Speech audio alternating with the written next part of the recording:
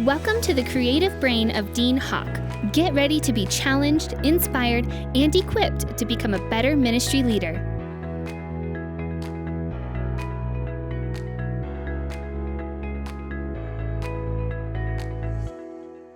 Hey, welcome to the Dean Hawk Leadership Podcast. We're so glad to have you guys joining with us once again.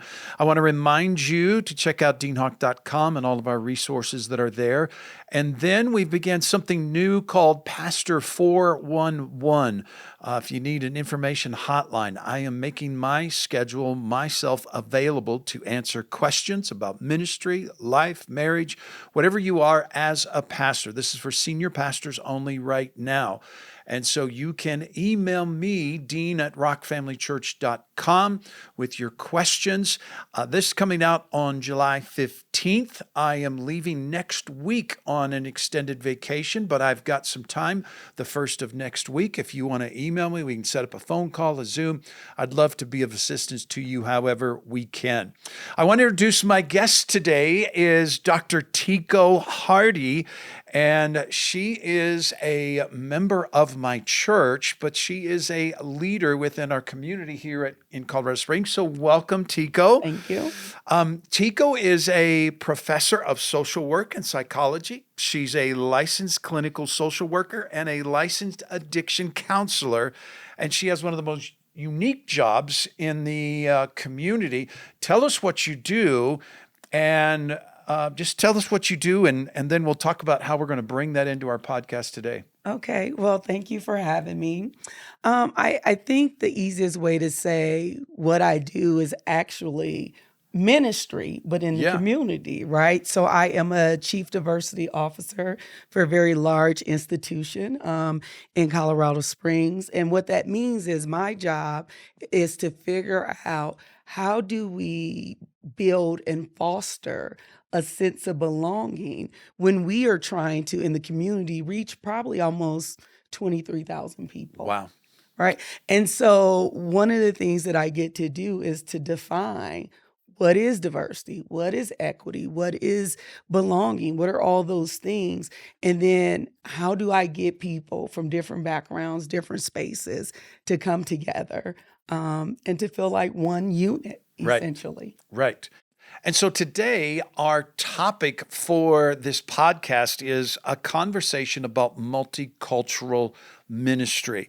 And we've invited Tiko to come in and speak with our staff, and she's going to be coaching us about how we can be more aware and just better educated on how to get out of our box and maybe out of our little social bubble that maybe we are in, and so that we can be more diverse in racial diversity, in educational diversity, financial diversity, sexual diversity of there's a big thing going on right now in the Southern Baptist about women in ministry and leadership. And so we want to be a church that is saying, we love you and we want you to come, but it's a little bit more difficult than doing that. So I guess my first question, Tiko, would be what would you say are some typical things that we as leaders should be doing, should be talking about with our staff? Where do we begin this journey, I guess would be the best way to put it. I think the simple answer is to begin the journey. Yeah. Right? Because sometimes we're paralyzed by, oh, there's so much to do.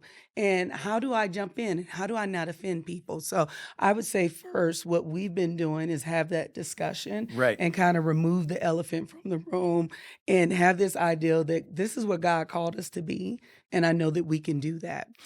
So I think as we have this conversation to also think about the difference between diversity, equity, inclusion, and belonging. Okay, educate us on that. Yes. Diversity is the representation. I'm Black, my pastor's white, this person might be, have a different ability. That's what you can see, right? But equity is about how do we look at how people feel like our church connects them from an equitable standpoint. So, for example, we think equitable about the people that look like us. We bring them here. There's already equity there. Okay. Where there's not a connection, sometimes in equity, is in the diversity of the people that you bring there. And so then the next thing is inclusion. You get me to your church, and now you're trying to say, hey, we want to make sure you feel a certain way and that everybody has this ideal of equity, but then I don't feel included.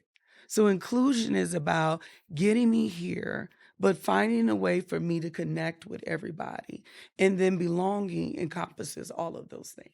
So would it be fair to put it this way, that if you as a Black woman came to, and we were a purely white motivated, teaching, thinking church, we reach out to you, we welcome you, but you don't feel included because we're not representing some of the attributes that maybe where you said, as you grew up in the Black church, Yep.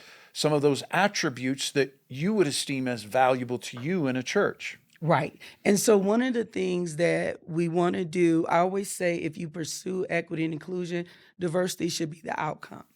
And That's I think good. sometimes we do it backwards. We're looking Right, for right. diversity instead of building a culture of inclusion. And so I think what we have to do is have a real assessment of where we are. If I am a person of color coming there, it is important for you to ask me or to inquire Right. about how can we bring more people, because we can love God and we can love people, but not necessarily prepare for multicultural diversity in our congregations. So Sure. one of the things that I wanted to talk about is I think that I wanted to give you a very specific example.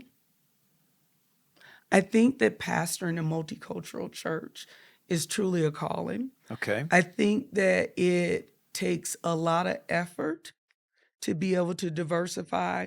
The one thing I want you to think about as I'm praying for all of these diverse people and diverse backgrounds, what happens if God actually sends Right. people from all over the globe? Right. Are you prepared? Is your church set up to embrace them in a way that's meaningful for them? So I think there's some things we can be doing now Okay. to prepare for a diverse group of All right, so let's dive into taking some things that you've learned within the school system within which you're working, and some really, it's a church is not that much different. We're bringing people groups from all different backgrounds. We're bringing them to one location. We're saying get along, love each other, and build community.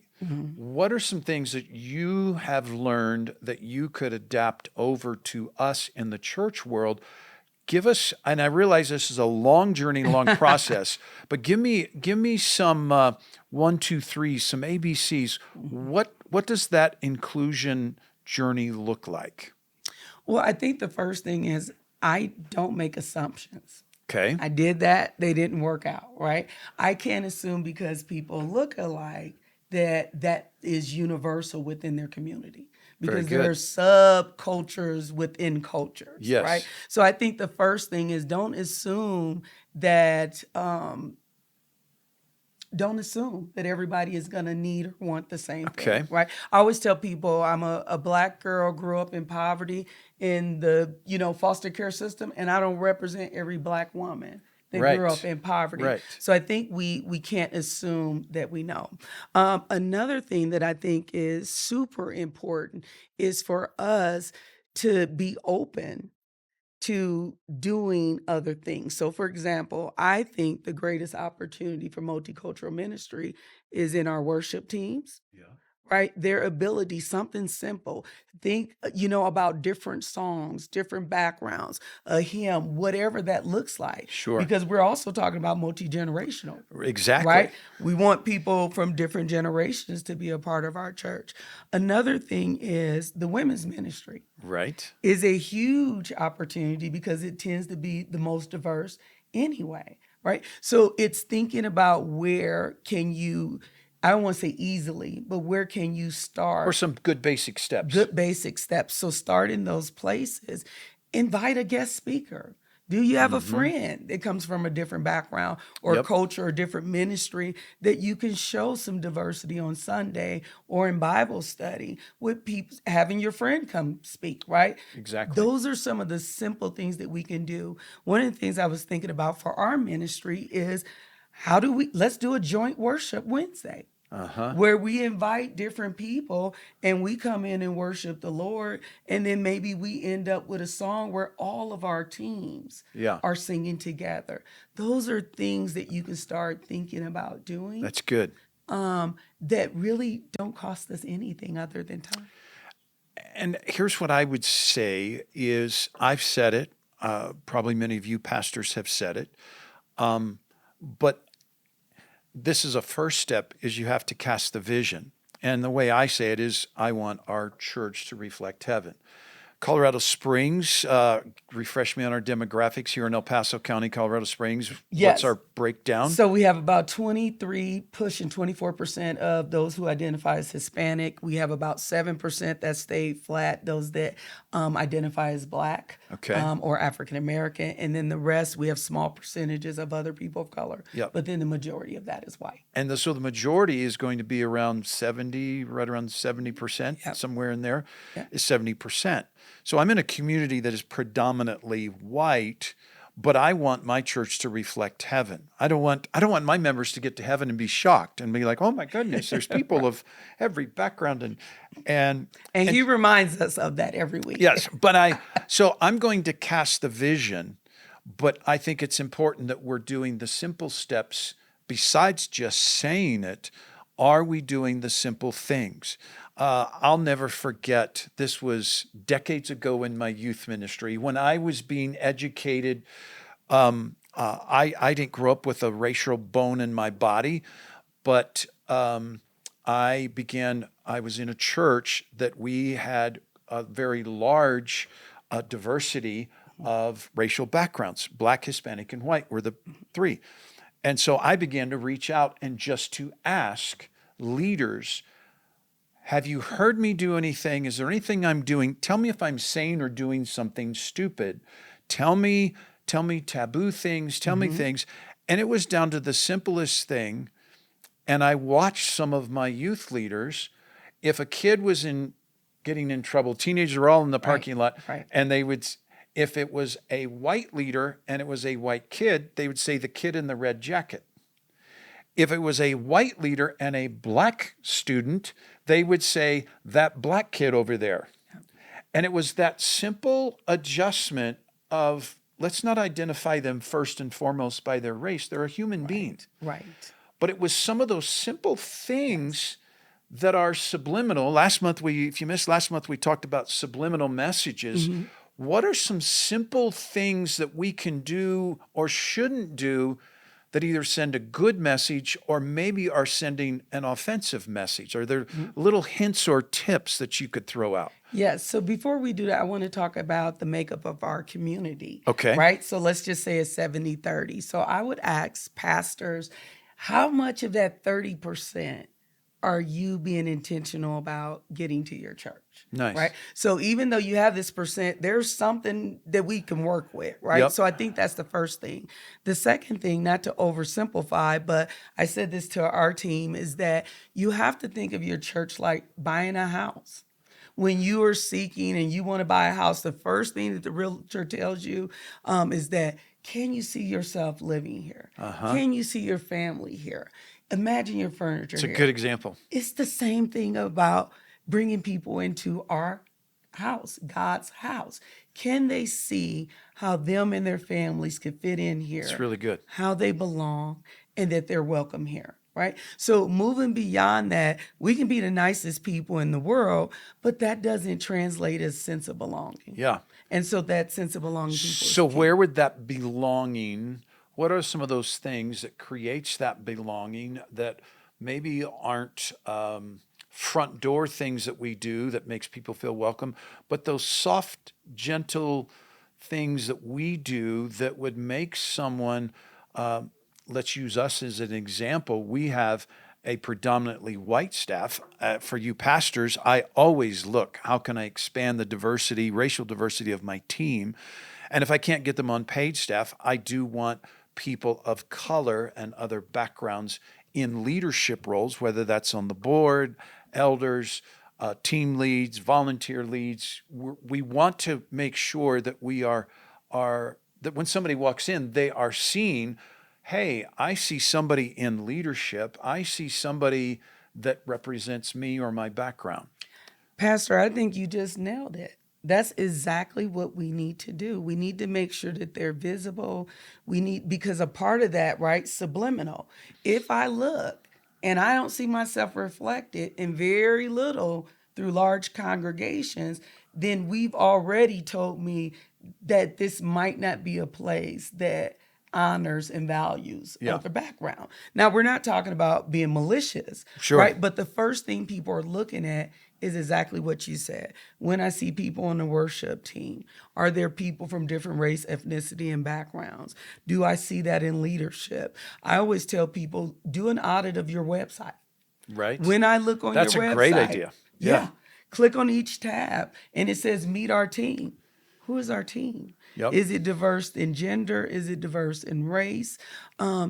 Have people share testimonies that are on your website. You could have me ask me my story and say, meet an important member, whatever you want to call it. And then have different backgrounds, because that's how you're going to get to the different socioeconomic backgrounds, those who have had traumatic upbringing, those who haven't, those who maybe God has blessed them and delivered them from mental health challenges, right? Because you're not going to just single those people out, but you can make a space for them on the website and tell a story.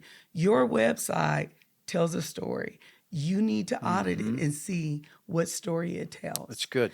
And then if you feel like, I just can't pick it up because I see what I see, have somebody else, have another pastor look and say, does this feel inviting? Does this feel welcoming?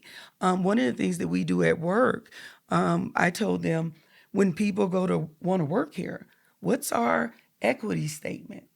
When I'm looking at your website, what is it saying that you cater to? So one of the things that I offered is I'll do an introductory tutorial on our website and say, hey, we want you to work here. We value diversity. We value equity, and you belong here, right? So there's not a whole lot of people of color in my institution, but I have a plan. And I want to make those who are considering it feel like it can be an option. Because if they don't consider it, then you're never going to, quote, balance the scale. You're always going to feel and operate lopsided. Absolutely. And another thing is being open-minded or having an openness to the people who you want to belong or feel like they belong in your ministry. We will know that our ministries are diverse when people from different backgrounds start coming in and say, I feel like I belong here. They're the ones that kind of give us that window into what we're doing and we're not doing. And obviously, you have to pray and seek God for the best strategies.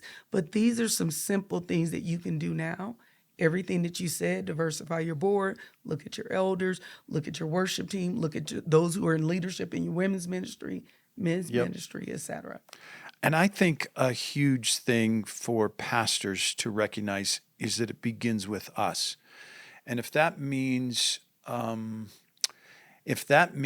us being intentional, one of the things Kim and I do, I would say probably about 3 out of 4 Sundays a month, we have a lunch scheduled that we are going out to lunch with just members in the church, just to casually say, hey, we'd like to go out to lunch. Our assistant will set it up, whatever.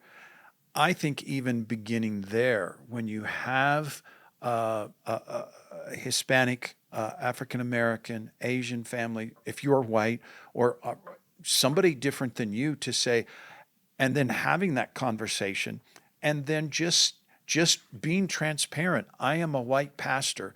My heart wants to embrace, can you help me as a pastor? What would make you feel more at home? I think it goes back to what we discussed a couple weeks ago. People want to be seen and they want to be heard.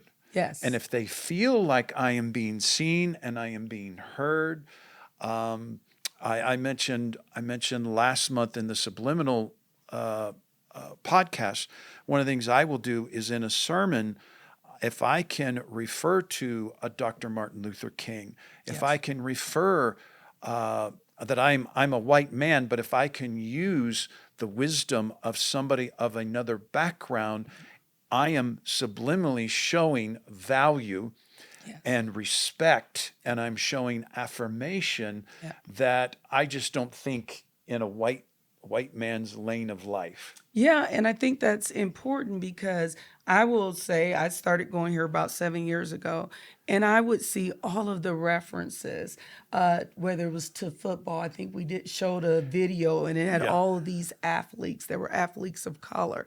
There are things that when we don't say, it also sends a message. Yes. Right? So these are courageous conversations, but then we also have to have courageous action. So this ideal of if you are referencing other people, not like yourself. And I wanted to bring up one thing. If you are a predominantly white church, there's still people that may come from poverty, that are white, that are not people of color. There's a bigger diversity than just skin color Than race. that we need to be looking at. Yes, and we tend to black and white, but there's so many other things. People with different abilities. Are we showing them on some of our videos and I think we had a doctor maybe that was in a wheelchair. Yep. Those are the things that send a message, right, to people. So I think some of it is easier than we think, but then I think the bigger piece is people should not have to not bring all of who they are. They should be able to bring all of who they are to the ministry without feeling that I have to conform to something not around me. So anything to make our environment more friendly to that. I talked with our pastor about when I came here, growing up in a predominantly black church, a couple of things that were super important was having an altar call, because we thought it is and it's not just to black churches, but there are other, ministries that also did that. But intercessory prayer was a huge thing. The fact that we would stay and we would pray for people after the fact that may not raise their hand to commit to God, but maybe would come up to pray for prayer. So that was a big thing. And then the water baptism by immersion. Those were traditions and practices that were at the very heart of how I grew up. Okay. And I found those things here. So all of a sudden it became less about me looking around to see if there were other race diversity and more about I can see the kingdom, the manifestation of some of the traditions and religious practices of what I grew up with. It's very good. That is what taught me. And the fact you all don't know me, but I'm very demonstrative. And so my ability to be able to cry and demonstrate, I didn't feel awkward. That is creating a culture of inclusion. Yeah. That whether you're quiet or whether you have tears running down your face or whether you're on your knees because you understand what God has brought you through, that's how you start setting the atmosphere for people from different cultures. You said something before we began today about having goals that, and I would encourage pastors to sit down and take this conversation to your team, to your leadership. Begin to assess who is in our church and take the blinders off. You know, we're pretty this.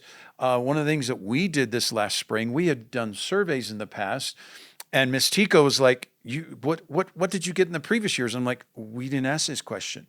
But in our survey, we were trying to get demographics of who is coming to our church. What is the age demographic? What is the male-female sex demographic? Married to divorced to single demographic. And then we ask, what is your ethnicity? What is your racial background? We left an option, would prefer not to say. And there were quite a few people that chose that. Yes. That's great for them. But now we have something immeasurable that every spring when we do our church survey, we now have a measurable that we as a staff can say, we really want to see our Hispanic, Asian, and African American populations increase. Is that a 2%, a 5%?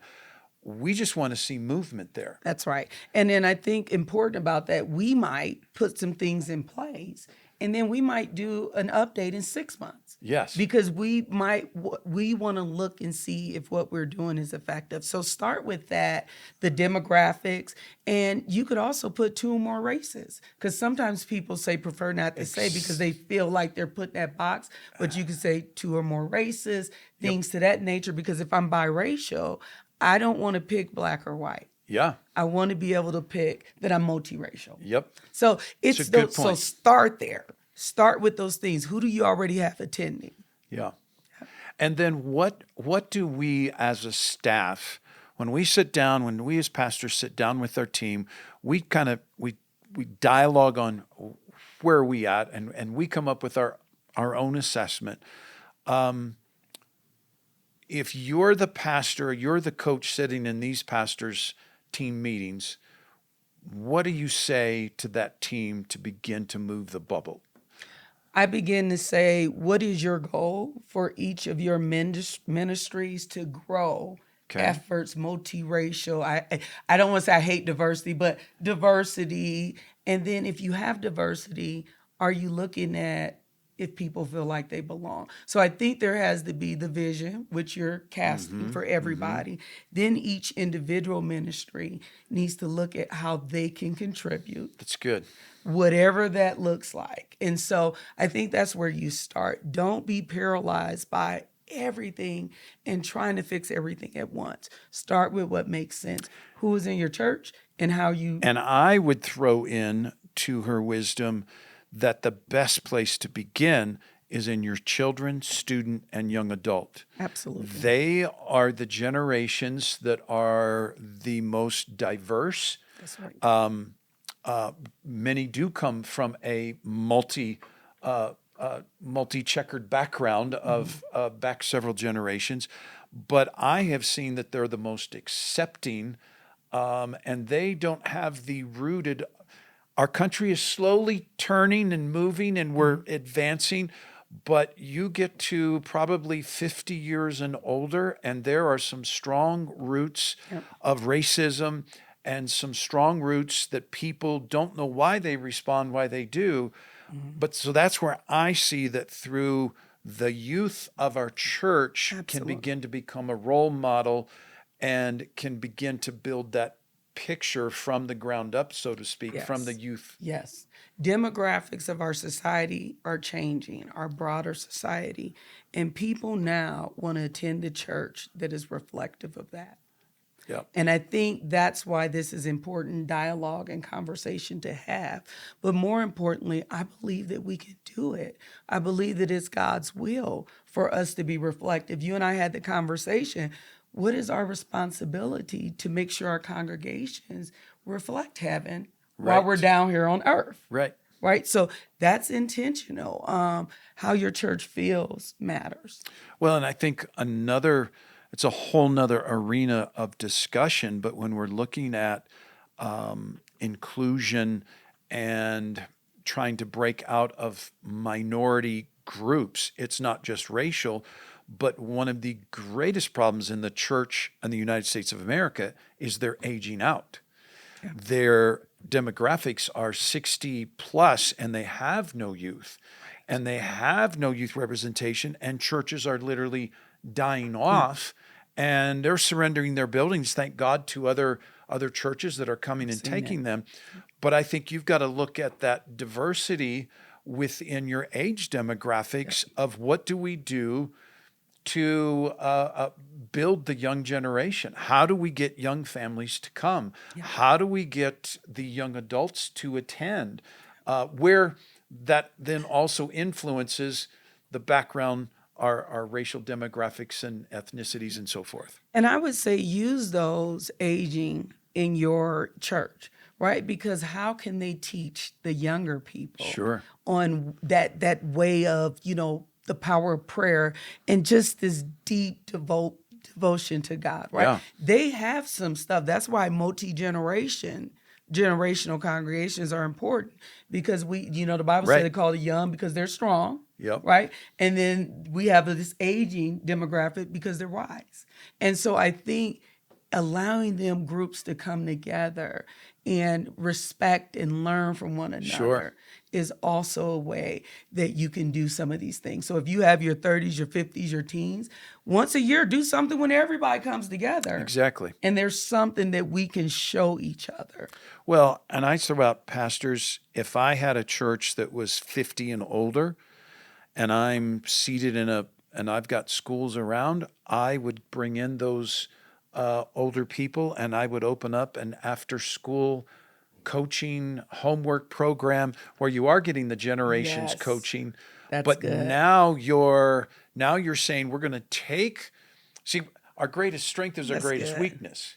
Oh, that's good. It can be, it's a weakness because we're aging out, but that really is a strength, like you're saying. Yeah. I just have to know how to use that That's it. strength Yep. to get the best response and reaction. Leverage it, right? Because Right. you do have, and here's the thing, I know this might be taboo. Our Asian people pay tithes. Yeah. They've been around, most of them, Yep. for a long time. Yep. This is a part of their regular, we got to pay our tithes, we got to Yep. leave offerings. So we also want them teaching the younger generation some of those general commitments to ministry Okay. as well. All right. Give us any closing thoughts. Look at your notes. Any closing big ideas? We'll just take another 2-3 minutes here. And any closing thoughts for us to leave us as leaders to let this soak in and saturate? I would say the biggest thing is get with your teams, have conversations. This needs to feel normal.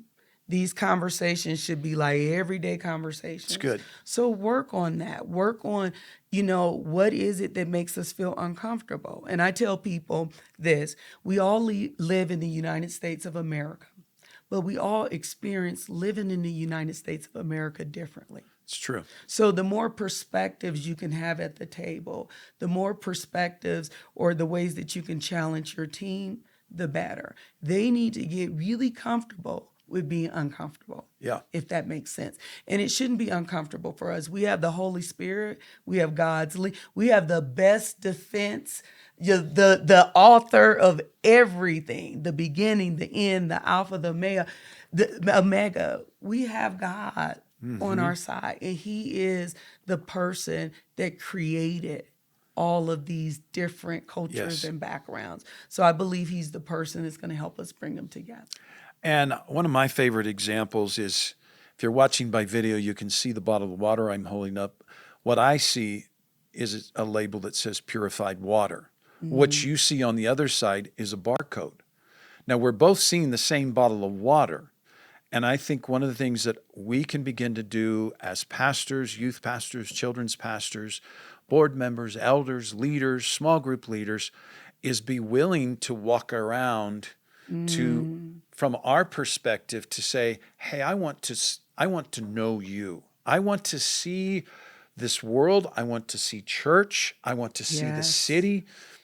I want to see it from your perspective, because a friend of mine, good friend of mine, many, many years ago, a black youth pastor, he helped me to see the other side. He said, Dean, when I walk into a nice men's store, he said, people follow me. He said, you walk in and you browse at suits and ties, and that's when everyone used to wear suits and ties back in the day. None of us do.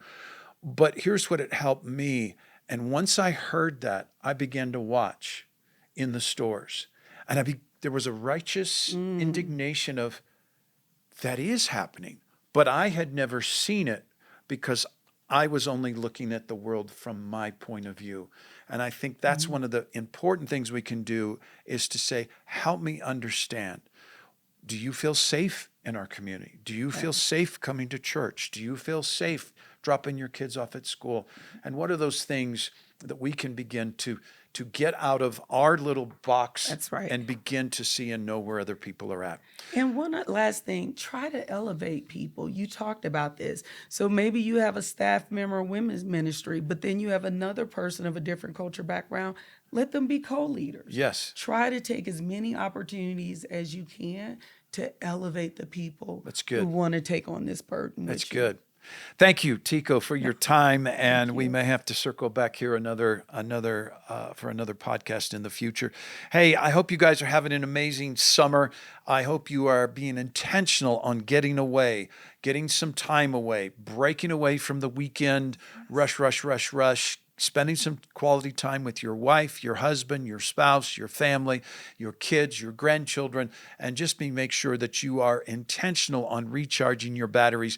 We'll be back August 15th. I can't wait to have you listen then. Thank you for joining us today. For a free sermon series and teaching outlines by Pastor Dean, visit us at deanhawk.com. Be sure and join us next month as we continue our growth on leadership.